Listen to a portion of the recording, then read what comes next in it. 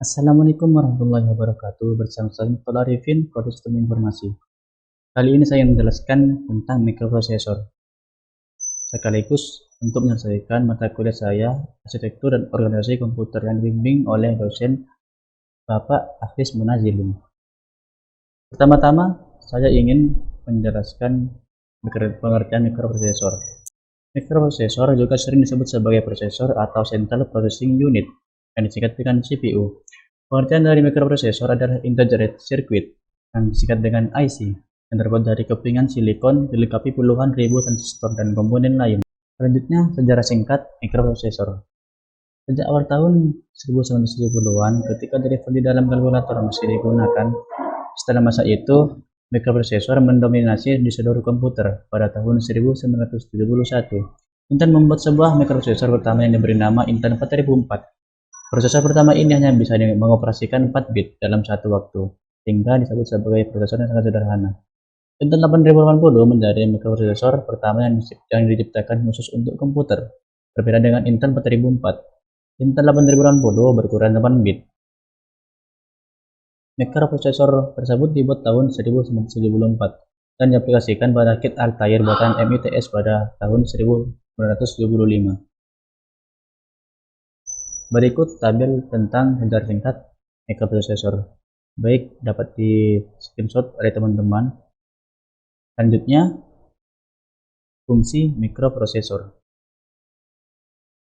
Yang pertama, fungsi mikroprosesor mengambil perintah dari memori. Yang kedua, mengambil dan menyimpan data dari atau ke dalam memori. Yang ketiga, memberikan pelayanan terhadap sinyal interupsi dan mengirimkan sinyal untuk mengendalikannya. Yang keempat, memberikan timing untuk siklus kerja sistem di dalam mikroprosesor. Menjalankan fungsi operasi, aritmatika, dan logika. Itu yang terakhir. Selanjutnya, karakteristik mikroprosesor. Yang pertama, internal data bus size atau ukuran bus data internal adalah jumlah saluran yang ada di dalam mikroprosesor. Untuk menyatakan jumlah bit yang bisa dikirimkan atau ditransfer dari komponen-komponen dalam mikroprosesor. Yang kedua, external data bus size atau ukuran bus data eksternal merupakan jumlah saluran yang ada di bagian luar mikroprosesor untuk transfer data dari atau ke komponen di luar mikroprosesor. Yang ketiga, yaitu memory address size atau ukuran alamat memori, adalah jumlah alamat memori yang bisa dituju secara langsung oleh mikroprosesor. Yang keempat, clock speed atau kecepatan clock adalah kecepatan clock untuk mengarahkan kerja sebuah mikroprosesor. Yang kelima yaitu special features atau fitur spesial, digunakan untuk mendukung aplikasi tertentu, contohnya multimedia, plotting, dan lain sebagainya. Yang terakhir yaitu mikroprosesor bertugas sebagai pembaris data utama pada komputer. Selanjutnya, jenis-jenis mikroprosesor. Yang pertama, ada mikroprosesor 4 bit. Mikroprosesor jenis ini merupakan yang pertama kali dikeluarkan oleh Intel, lebih tepatnya Intel 4004. Sesuai namanya, mikroprosesor satu ini hanya memiliki memori 4 bit yang dialamatkan pada 4096 lokasi. Yang kedua, ada jenis mikroprosesor 8 bit. Beberapa contoh mikroprosesor 8 bit antara lain Intel 8008, Intel 8080, dan Intel 8085. Yang ketiga, ada mikroprosesor 16 bit. Beberapa mikroprosesor 16 bit antara lain, yang pertama Intel 8086, yang kedua ada Intel 8088, yang ketiga ada Intel 80286. Yang keempat, ada jenis mikroprosesor 32 bit. Intel berhasil meluncurkan mikroprosesor 80386 pada 1086 lokasi. Prosesor tersebut dilengkapi dengan alamat memori 32 bit dan data bus 32 bit. 3 tahun berselang, Intel kembali meluncurkan mikroprosesor 32 bit. Kali ini diberi nama Intel 80496. Yang kelima, ada mikroprosesor 64 bit.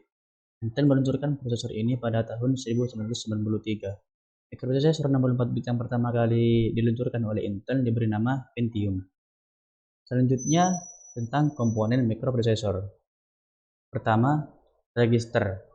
Register berguna untuk menyimpan data, kode instruksi, bit status operasi, dan alamat untuk sementara waktu.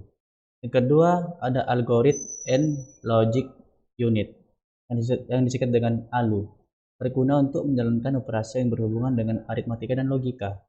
Yang terakhir ada Timing and Control Unit berguna untuk mengambil instruksi dari memori program untuk dikodekan. Setelah itu membangkitkan sinyal kendali guna menjalankan instruksi tersebut. Dan kendali diperlukan oleh bagian lain dari mikroprosesor. Selanjutnya, cara kerja mikroprosesor. Dalam blok diagram mikroprosesor tampak 3 bagian utama seperti yang sudah dijelaskan di atas, yaitu bagian register, ALU, dan control units. Ketiga bagian ini terhubung dengan 3 unit lain dari komputer, yaitu memori, input, dan output. Unit input terdiri dari keyboard, mouse, mikrofon, dan lain sebagainya. Sementara unit output terdiri dari layar, speaker, serta perangkat lain seperti printer. Prinsip kerja mikroprosesor diawali dengan fetch, yaitu mengambil atau menjemput data yang dibutuhkan dari unit memori.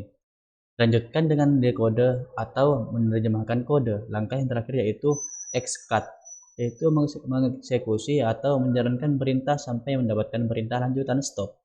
Setelah rangkaian proses itu berakhir, hasil dikirimkan ke bagian output dalam bentuk binary. Baik, demikian penjelasan dari saya tentang mikroprosesor. Apabila ada kosakata atau cara penyampaian yang kurang baik, mohon maaf dan mohon dimaklumi karena bagi saya sendiri dalam tahap pembelajaran. Kurang lebihnya mohon maaf. Wassalamualaikum warahmatullahi wabarakatuh.